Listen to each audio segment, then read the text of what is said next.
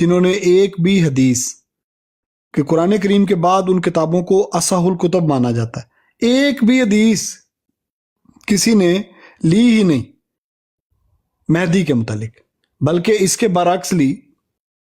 اور ایک اور حدیث کی کتاب میں بھی اس کے برعکس آئی ہے۔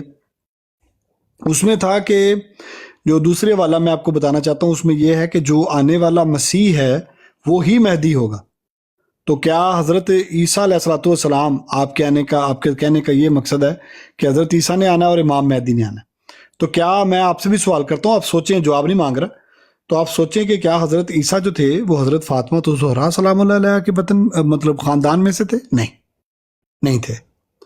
اس لیے آنے والا عیسیٰ ابن مریم بھی اور ہے، اور آنے والا امام مہدی بالکل اور وجود ہے۔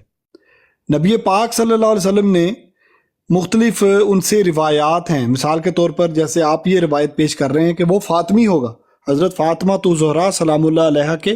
بطن میں سے ہوگا، تو اس کا کیا مطلب ہے، کیا کس پائے کی وہ حدیث ہے؟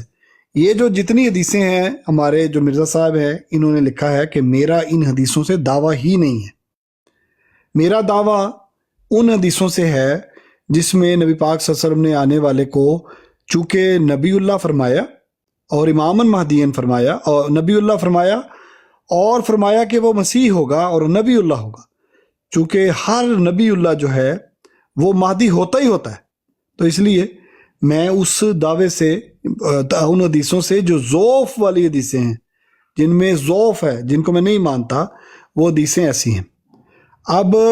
پھر اس کے بعد مرزا صاحب نے اسی کتاب میں جو میں نے پڑھی ہے، اس میں مرزا صاحب نے ان حدیثوں کو پھر بیان فرمایا اور فرمایا کہ یہ جو حدیث ہے فاطمی اطرتی والی، اس حدیث کے اوپر میں پھر بھی پورا اترتا ہوں، لیکن دعویٰ نہیں ہے ان کا۔ یہ مرزا صاحب کے خاندان میں ان کی کچھ دادیاں حضرت فاطمہ الزہرا سلام اللہ علیہ کے خاندان میں سے آئیں، لہٰذا مرزا صاحب اس لحاظ سے فاطمی بھی ٹھہرتے ہیں، فاطمی خون ان کے اندر ہے۔ دوسرا ان کا جو مرزا صاحب کا ہے، لیکن یہ انہوں نے اپنی مادی ہونے کے ثبوت کے طور پر نہیں بتائی چیزیں، لیکن وہ کہتے ہیں کہ مجھے ان باتوں سے میری نسبت ایک بات ہے۔ آپ دیکھیں دوسری ان کی یہ ہے کہ حضرت مرزا صاحب کی جو فیملی ہے یہ آئی تھی سمرقند بخارا سے، فارسی النسل۔ اب حضرت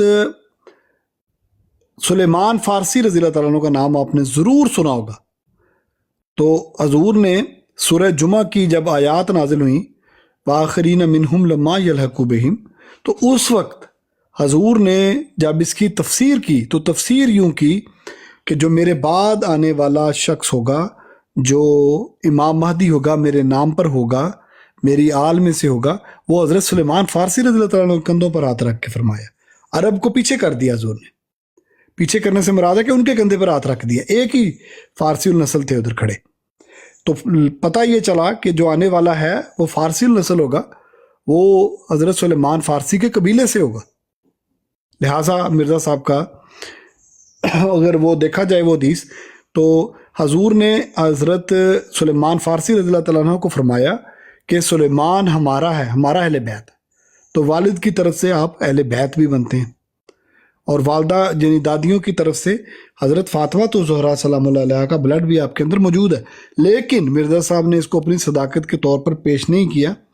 بلکہ ان حدیثوں کا لیا جو بخاری اور مسلم میں درج ہیں اور دوسری سیاہ ستہ کی کتابوں میں درج ہیں، جس میں آنے والے مسیح کے متعلق حضور نے فرمایا کہ وہ مہدی ہوگا۔ جی یہ ہے، مختصر تھوڑی لمبی ہوگی بات۔